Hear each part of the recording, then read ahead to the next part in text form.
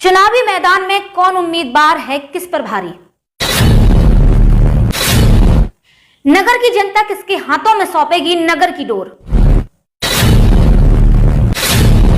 कौन सा उम्मीदवार विकास कार्यों को लेकर मैदान में? कौन देखेगा हार का मुंह और किसके सर सजेगा जीत का ताज?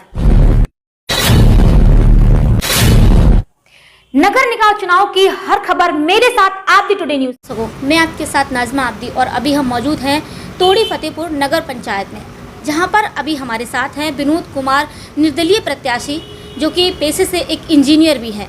हम इनसे बात करते हैं और जानते क्या है इनके चुनावी मुद्दे, किन मुद्दों को लेकर ये चुनावी मैदान में उतरे हैं, विकास कार्यों की कितनी गंगा बहाएंगे या जो पिछले कार्य रह गए हैं उनको करवाएंगे। सबसे पहले तो आपका स्वागत है विनोद जी चैनल में। आप सभी का स्वागत। आप यहाँ आए, मैं आपका वंदन अभिनंदन करता हूँ। नाजमा जी, मेरा नाम इंजीनियर विनोद कुमार वर्मा है और नगर पंचायत टोड़ी फतेहपुर से निर्दलीय चुनाव लड़ रहा हूँ।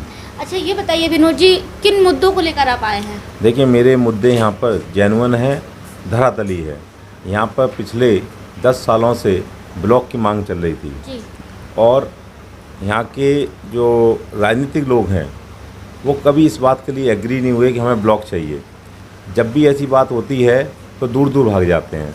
जब चुनाव आता है तो आज आप देख रहे होंगे सभी लोगों के साथ सैकड़ों की संख्या में लोग जा रहे हैं। जब अगर हम मुद्दे की बात करेंगे तो एक साथ नहीं आता है। अभी 15 मार्च को एक सूचना आई थी कि टहरौली और बगैरा को ब्लॉक बना दिया जाए, उसके लिए जगह चिन्हित की जा रही थी। तब हमने सभी लोगों से आग्रह किया था कि आप लोग आइएगा, काम करिएगा, बस कोई एक व्यक्ति नहीं आया। 500 लोगों को करीब मैंने मैसेज भी भेजा था, एक व्यक्ति नहीं आया था। जब मेरी सीडीओ साहब से मेरी बात हुई तो उन्होंने जगह चिन्हित के लिए भेजा, क्योंकि मैं लगातार 4 सालों से, उसमें आप डेट देखेंगे 2021, 2022, 19 से लेकर 22 और 23 तक मैं लगातार पेपरों पर काम कर रहा था, जिसका प्रमाण जिला विकास अधिकारी ने आपका आयुक्त ग्राम विकास लखनऊ को भेजा, मुख्य विकास अधिकारी महोदय को भेजा और इंजीनियर विनोद कुमार वर्मा को सूचना भेजी। ये किसके संबंध में भेजा था? नगर पंचायत टोड़ी फतेहपुर ब्लॉक बनाए जाने के संबंध में। तो मैं धरातल पर काम कर रहा हूँ और धरातल पर काम करने से अगर यहाँ पर ब्लॉक बन जाएगा तो निश्चित रूप से यहाँ की सारी समस्याएं समाप्त हो जाएंगी। जैसे डिग्री कॉलेज नहीं है यहाँ पर, इंटर कॉलेज नहीं है यहाँ पर, नगर पंचायत में हॉस्पिटल है, 25 सालों से डॉक्टर नहीं है। अभी मेरे डीएम साहब से मेरी बात हुई थी, मैंने ब्रजेश पाठक जी को पत्र लिखा था, उन्होंने एक परमानेंट अपॉइंटमेंट कर दिया है, क्योंकि यहाँ पर 11 वार्ड हैं और 11 वार्डों में कहीं ना कहीं कोई ना कोई दुर्घटना होती रहती है। और यहाँ पे इतने कोई मतलब यहाँ पर हॉस्पिटल नहीं है? हॉस्पिटल है बट डॉक्टर नहीं बैठता है। विद्यालय 10वीं क्लास तक है और 2 मास्टर्स पढ़ा रहे हैं, 2 टीचर उनको पढ़ा रहे हैं। ठीक है ना? अब बताइए ऐसे में कैसे गाँव के क्षेत्र का विकास होगा? बिल्कुल सही बात है। यहाँ पर सड़कें, फतेहपुर आप चाहिएगा, फतेहपुर का इलाका पूरा का पूरा मतलब धूल मिट्टी से सना पड़ा होगा। गलियाँ चौक हो रही हैं। जब अभी डीएम साहब आ रहे थे, क्योंकि डीएम साहब आ रहे थे तो यहाँ पे बूथों का निरीक्षण था, तब यूँ साहब ने पूरे क्षेत्र को सफाई करा रहे थे। और उससे पहले हम बोलते हैं तो मेरा मुद्दे विशेष धरातल पर आधारित हैं। यहाँ पर सड़कें नहीं हैं, यहाँ स्ट्रीट लैंप कहीं कहीं नहीं लगी हैं और सारी की सारी गलियाँ चौक पड़ी हुई हैं, नालियाँ। जैसे मैं अभी आपको बता रहा था कि अभी डीएम साहब का मुआयना था तो ईओ साहब ने पूरे गली को साफ करवा रहे थे, जहाँ जहाँ उनका निरीक्षण था, जहाँ पर बूथ थे, मतलब वहाँ पर सब शौक वॉक सब डाला जा रहा था। हमने इनसे पहले भी बोला, कहा भाई, तो वो बोलते हैं कि भाई हमारे पास फंड नहीं है। जब अधिकारी आते हैं तो फंड आ जाता है और अधिकारी नहीं आता है तो फंड नहीं आता है। तो ये बड़ी समस्या है। नहीं तो सही हाल है। नहीं, अगर प्रशासक अच्छा बैठेगा तो आपके यहाँ क्षेत्र में विकास होगा। जैसे अभी आप देख रहे होंगे कि यहाँ पर हाट बाज़ार नहीं है, मतलब कभी सोमवार का बाज़ार, कभी मंगल का बाज़ार, कभी बृहस्पति का बाज़ार लगता है। अगर यहाँ पर स्थायी बाज़ार हो जाएगा तो यहाँ के नगरवासियों के लिए कहीं भटकना नहीं पड़ेगा। हमारे कुशवाहा समाज के लोग हैं जो सब्जी बेचते हैं, रैकवा समाज के लोग हमारे मछली बेचते हैं और जो वैश्य समाज के लोग हैं अपनी अपनी दुकानें लगाते हैं, तो वो कहीं उनको भटकना नहीं पड़ेगा। तो एक मेन मुद्दा ये भी है कि इनका स्थायी बाज़ार, स्थायी आपने देखा होगा बस स्टैंड नहीं है यहाँ पर बस स्टैंड नहीं, ठीक है, जबकि ये बहुत पुरानी विरासत है। यहाँ पर टोड़ी फतेहपुर विरासत कहलाते हैं, यहाँ पर रियायत रही है। जी, रियासत है ये। तो आप देखिएगा इतना बहुत ज़्यादा पिछड़ा हुआ है। अच्छा, पिछली बार से कुछ रहे हैं काम नगर पंचायत से जो भी अध्यक्ष रहे हो, काम करवाए उन्होंने क्या? हमें तो नहीं लगता काम कराया है। आप स्वयं जाके देखिएगा, एक हमारा मकान देख लीजिएगा, गांव के लोगों का मकान देख लीजिएगा और उनका भी मकान देख लीजिएगा, तो आपको सारे पता चल जाएगा क्या अच्छा है क्या बुरा है। जी, तो पब्लिक से कुछ कहना चाहेंगे? जी, मैं ये कहना चाहता हूँ कि मेरे यहाँ पर 25 मुद्दे हैं। 25 मुद्दों पे मैं काम करना चाहता हूँ। पहले आपको मैंने बताया कि ब्लॉक का काम मैं 80% तक पेपर पे ले आया हूँ। जितने भी मोहल्ले हैं, ये बड़ागंज, नजरगंज, टोड़ी फतेहपुर, इनमें बारात घर की व्यवस्था करना, पार्क की व्यवस्था करना और बच्चों के लिए निःशुल्क कोचिंग। आज मैं बरार समाज का, एससी समाज का होने के नाते मैं इसलिए बोल पा रहा हूँ क्योंकि मैं पढ़ा लिखा व्यक्ति हूँ और मैं ये चाहता हूँ कि अपने क्षेत्र से हर घर से बच्चा पढ़ा लिखा हो, जिससे कि बच्चे आगे बढ़ें और अपना काम करें। यहाँ पर स्वरोजगार बहुत सारा है और यहाँ के लोगों को जानकारी नहीं है कि रोज़गार कैसे प्राप्त होगा।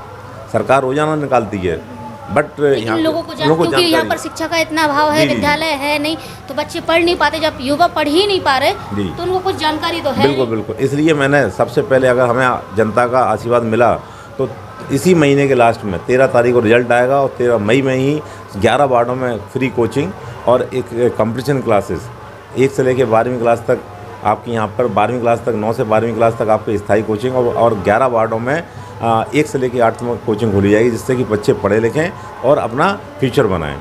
तो ये मेरी बहुत सारी उसमें योजनाएं हैं। जैसे हमारे यहाँ आपके 4 दिशाएं हैं, कोई गेट नहीं तो महाराजा गेट हो जाए। साथ में यहाँ पर जितने मंदिर हैं उनका जीर्णोद्धार, किसानों के लिए सड़कें नहीं हैं, किसानों के लिए जहाँ खेत हैं वहाँ पे जाने के लिए सड़कें नहीं हैं, तो वहाँ पे वो पहुँच जाएँ तो उनके लिए सड़क बन जाए। यहाँ पे फतेहपुर में, पूरा फतेहपुर आपका हर गली कच्ची गली पड़ी हुई है, कहीं पे कोई भी रोड नहीं है, तो उनको आने जाने बड़ी असुविधा होती है। एक रपटा है जहाँ पे मंदिर जाने के लिए, उसका मंदिर का निर्माण हो जाए, मंदिर के रिफ्टे का निर्माण हो जाए, जिससे कि लोगों के हमारे नगरवासियों की आस्था मंदिर पर बनी रहे। जी, तो मेरे इसमें 25 तमाम मुद्दे हैं, जिसको मैं यहाँ पर डिग्री कॉलेज नहीं है, ITI कॉलेज नहीं है, इंटर कॉलेज नहीं है, इन सारी की व्यवस्था मैं करा सकूँ। नगर में हर घर में स्वरोजगार की व्यवस्था उपलब्ध करा सकूं। दिव्यांग, विकलांग और विधवाओं को पेंशन का पूर्ण रूप से लाभ दिला पाऊँ। यहाँ पर भाई साहब यहाँ पे सब योजना तो सारी हैं, बट किसी को कोई लाभ नहीं मिल रहा है। बहुत बहुत शुक्रिया। चुनाव चिन्ह है पानी का नल, क्रमांक संख्या 7 पर है। अगर जनता हमें आशीर्वाद देती है और नगर पंचायत में अध्यक्ष पद के लिए चुनती है तो मेरे जो 25 मुद्दे हैं वो तो पूरे हो ही गए होंगे। साथ में अगर जो रह भी गए हैं तो उनको भी पूर्ण रूप से किया जाएगा। यहाँ की जनता को भटकना नहीं पड़ेगा। आज से पहले जितने भी पंचायत अध्यक्ष हुए हैं वहाँ की जनता को बहुत ज़्यादा सामना करना पड़ा है। अगर हमें यहाँ से जनता चुन के नगर पंचायत अध्यक्ष के लिए भेजती है तो ये सारी समस्याओं का समाधान हो जाएगा। मैं तो अपनी जनता से अपील करता हूँ, माताओं बहनों से अपील करता हूँ, अपने बुजुर्गों से, मेरे पिताश्री से अपील करता हूँ, एक बार आप पढ़े लिखे लोगों को एक बार मुझको मौका दीजिएगा।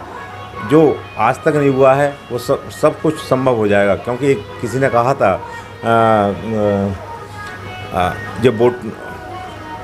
ये जो आपका बैलेट पेपर है ये कोई कागज़ का टुकड़ा नहीं है।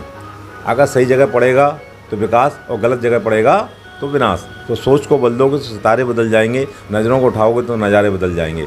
सिर्फ इस समय नज़र उठाने की आवश्यकता है। नज़र उठाएंगे तो निश्चित रूप से अपने गांव का, क्षेत्र का विकास हो जाएगा।